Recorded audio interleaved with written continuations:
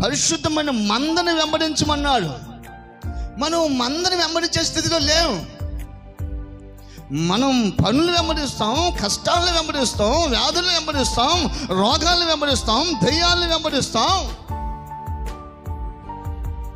భయాన్ని కలిగించే వాటిని వెంబడిస్తాం. కానీ ప్రేమను కలిగజేసే దేవుణ్ణి, పరిశుద్ధతను కలిగించే దేవుణ్ణి, హృదయాన్ని కదిలించి నడిపించే దేవుణ్ణి, ప్రాణం పోసి పరలోక రాజ్యాన్ని నడిపించే దేవుణ్ణి, మనల్ని కొన్న దేవుణ్ణి, మన కొరకు రక్తం కార్చిన దేవుణ్ణి, మనం చేసిన పన్నెన్నిటిని పాపాన్ని తుడిచివేసిన దేవుణ్ణి, మన మీద పడినటువంటి ఆ నిందలన్నీ తొలగించిన దేవుణ్ణి మాత్రం ఆరాధించడానికి వెనకబడిపోతున్నాం.